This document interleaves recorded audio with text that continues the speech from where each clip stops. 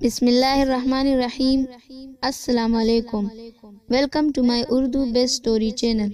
شروع کرتے ہیں آج کا ایک افسانہ جس کا نام ہے بوڑھی ماں۔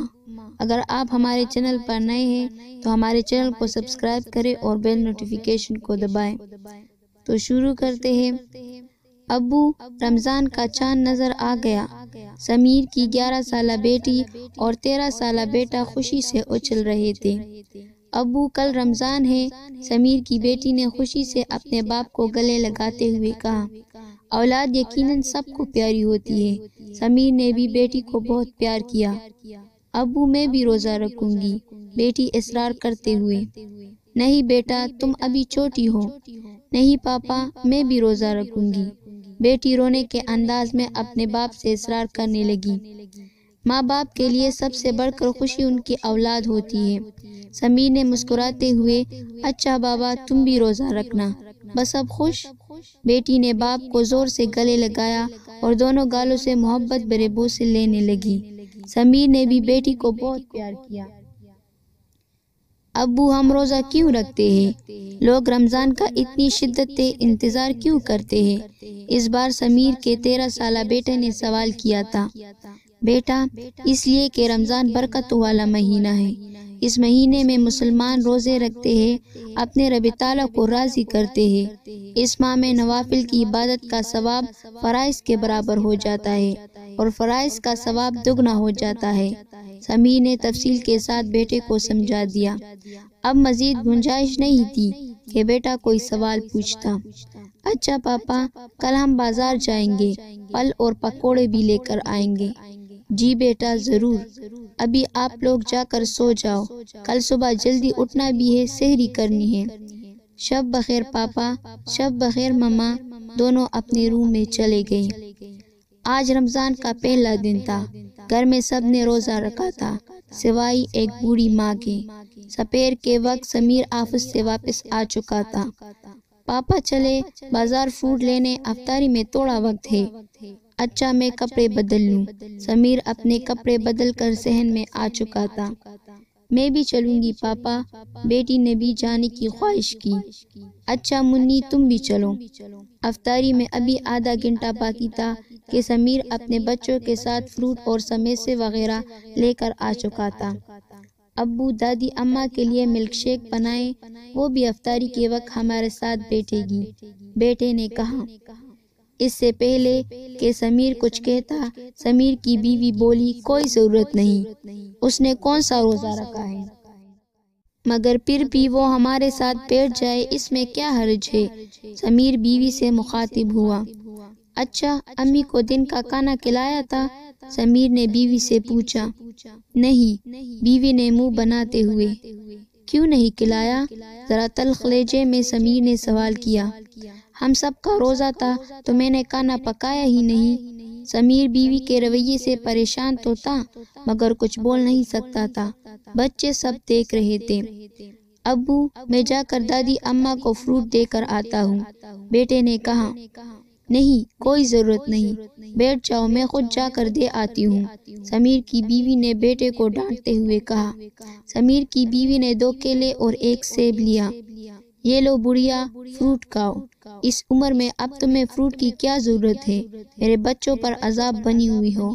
بیوی دادی ماں کو سب خوب سنا کر باہر نکل آئی۔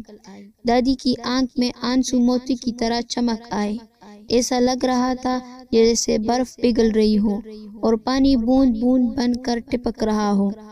رمضان کا پہلا رحمت کا عشرہ اسی طرح گزر گیا، اب دوسرا مغفرت کا عشرہ چل رہا تھا۔ اچانک سمیر کے موبائل کی گھنٹی بجی۔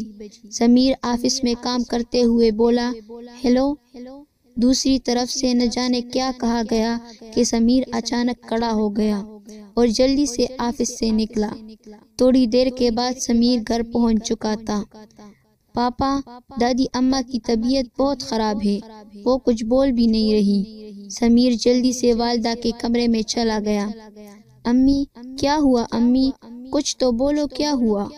سمیر نے فوراً ایمبولنس کو کال کر دی۔ پریشانی کے عالم میں سمیر ادھر ادھر چلنے لگا۔ اتنے میں ایمبولینس بھی پہنچ گئی۔ ماں نے ایک سانس لیا۔ ڈرائیور جلدی۔ سمیر نے پریشانی کے عالم میں ایمبولینس ڈرائیور کو جلدی جانے کا کہا۔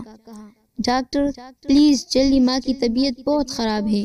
ماں کو ایمرجنسی وارڈ میں لے گئے۔ تھوڑی دیر کے بعد ایک ڈاکٹر سمیر کے پاس آیا۔ ڈاکٹر صاحب کیا ہوا؟ سمیر پریشانی سے بولا۔ سوری، آپ کی والدہ انتقال کر چکی ہے، ڈاکٹر نے کہا۔ سمیر کو ایک زوردار جھٹکا لگا۔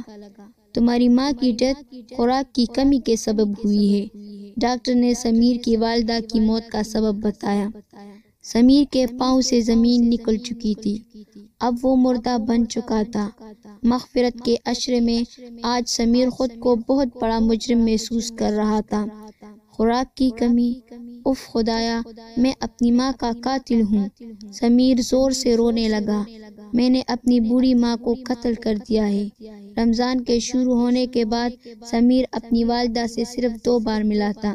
سمیر ماں کا ماتھا چومنے لگا۔ ماں، میں تمہارا مجرم ہوں۔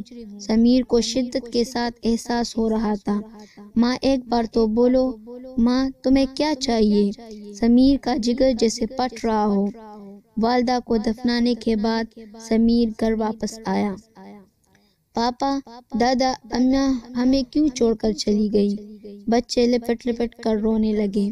پاپا، کل ہم دادی اماں کے پاس بیٹھے تھے۔ دادی اماں نے ہم سے کہا، بچوں مجھے معاف کر دینا، میں تمہارے لیے عذاب ہوں۔ بیٹی روتے ہوئے باپ کو بتانے لگی۔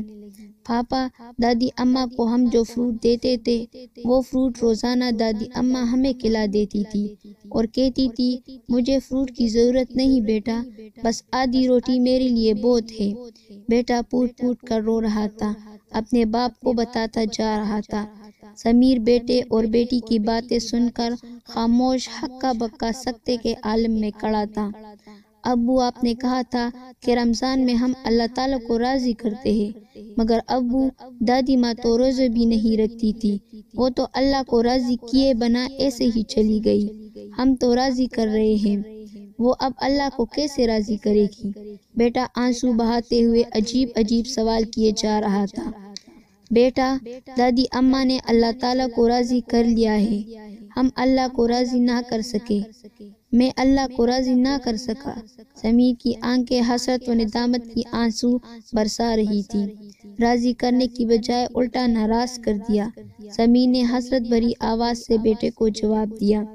ندامت کے آنسو سمیر کی چھاتی پر ٹپک رہے تھے، مگر اب وقت نکل چکا تھا، اب رونے کے سوا کچھ بھی ممکن نہ تھا۔